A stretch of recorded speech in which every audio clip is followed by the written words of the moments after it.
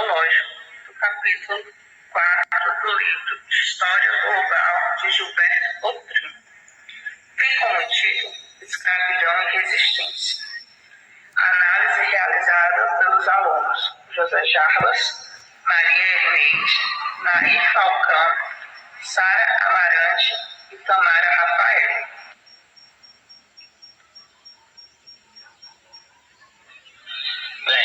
Em 1929 surgiu na França uma revista intitulada Análise História Econômica e Social, fundada por Lucien Febvre e Marc Bloch. Ao longo da década de 1930, a revista se tornou símbolo de uma nova corrente historiográfica, identificada como Escola dos Análises. A proposta inicial do período era se livrar de uma visão positivista da escrita da história que havia dominado o final do século XIX e início do século XX.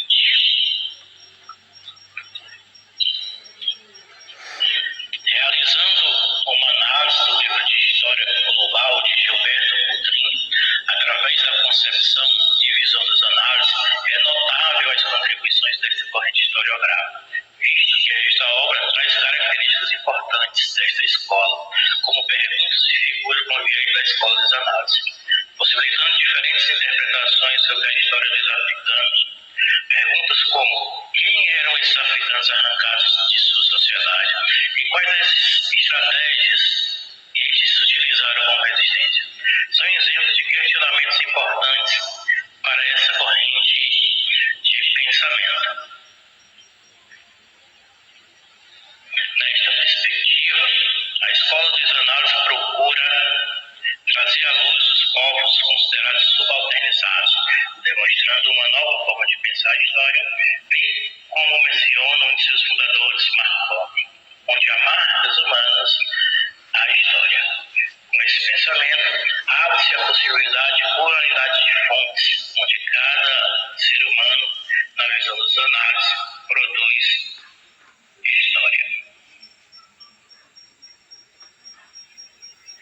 O livro, no seu capítulo 4, traz informações que demonstram como eram tratados os escravos durante os séculos XVI e XIX. Exemplo do navio negreiro, que denuncia a crueldade da escravidão promovida pelos europeus, que praticavam todo tipo de violência, tanto física como simbólica, na tentativa de implementar sua cultura e seus modos de vida, sem respeitar a cultura e o conhecimento de outros povos, promovendo uma espécie de genocídio epistêmico, visto que considerava os demais povos como sem história. Com a escola dos análises, surge uma nova forma de pensar, pois a mesma entende que tudo é história.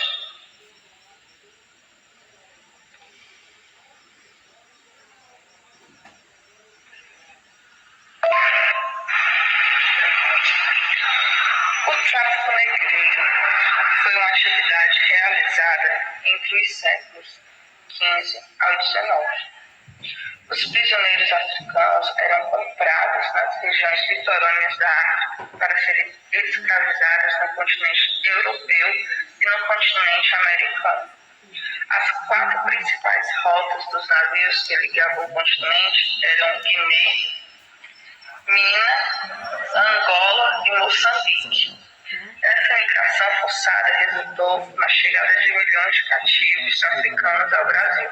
Em cada embarcação eram trazidos cerca de 500 a 700 negros. Eles vinham agachados e acorrentados. Passavam entre 35 a 60 dias para chegar ao litoral brasileiro. Devido ao calor e à escassez de comida, cerca de 15 a 20% dos negros morriam antes de chegar ao litoral.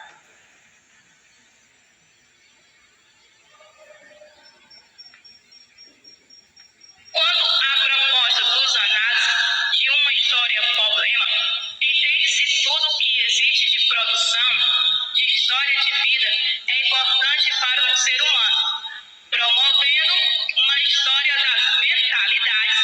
Assim sendo, esta escola trabalha com uma visão, portanto, busca uma investigação da história dos pequenos que ficaram às margens da história ou subalternizados. Com a escola dos análises, surgem outras possibilidades e novas fontes históricas. O livro de Gilberto Boldrin traz uma visão historicista baseada nos análises, principalmente quando apresenta novas questões ou história-problema. Exemplo: quem são os personagens representados no capítulo 4 do livro? Que instrumento musical aparece na obra? O período vivido era de alegria ou tristeza?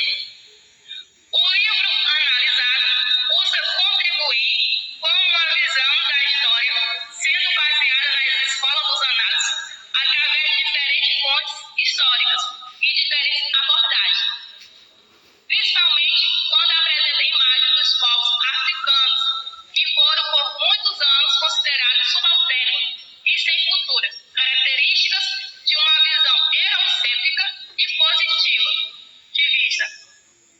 A nova história busca romper com esse pensamento. O interessante, mesmo que os negros tenham sido escravizados, sofrido violência, eles conseguiram manter um pouco da sua cultura, que é adorar outros deuses. Acredito que eles faziam escondido dos portugueses, pois eles eram obrigados a aprender a língua portuguesa, a cultura e as práticas portuguesas.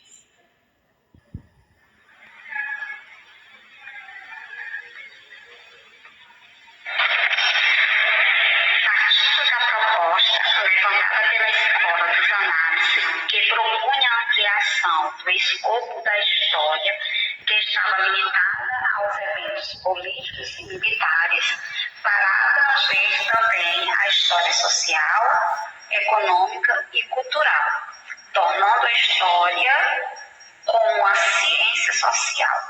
No capítulo 4 do livro História Global, de Boldrin, podemos perceber como o autor trata de maneira perspicaz as questões da temporalidade, quando na página 41, o texto apresentado sobre o tráfico negreiro inicia-se trazendo as questões escravistas de povos da antiguidade, como os mesopotâmicos, gregos, romanos e pré-colombianos. Essa prática estende-se entre os séculos XVI, período colonial, até o século XIX, com o processo da neocolonização.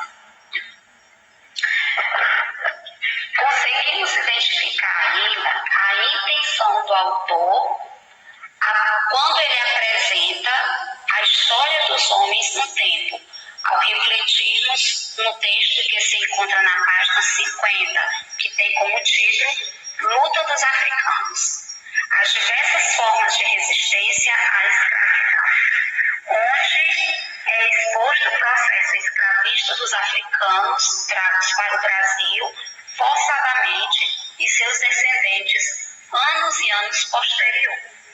Boldrin propõe aqui uma contextualização desse processo com os casos de trabalhos análogos à de escravidão nos dias atuais.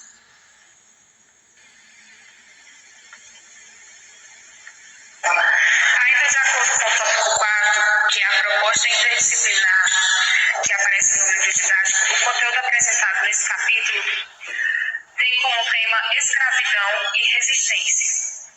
O capítulo traz uma proposta interdisciplinar com a geografia e um diálogo forte com as artes, mas podendo ser ligado também com outras ciências sociais, como a sociologia e a filosofia.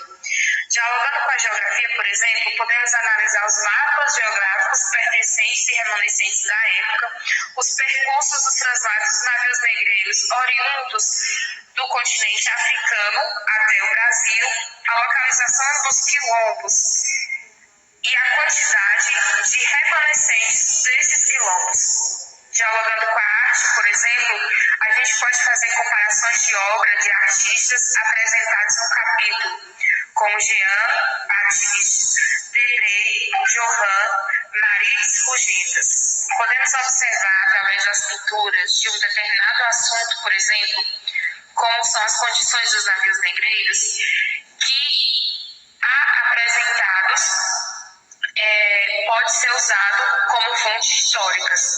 Podemos utilizar também como fontes históricas e há para se pensar se podemos levar em consideração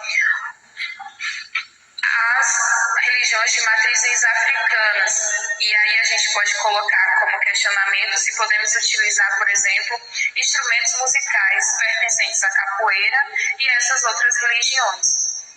Vale ressaltar que a capoeira é patrimônio histórico-cultural do Brasil e ela foi uma luta trazida a partir da necessidade do escravizado combater o opressor. Global de Gilberto Outrin tem como título Escravidão e Resistência. Análise realizada pelos alunos José Jarbas, Maria Erneide, Nair Falcão, Sara Amarante e Tamara Rafael.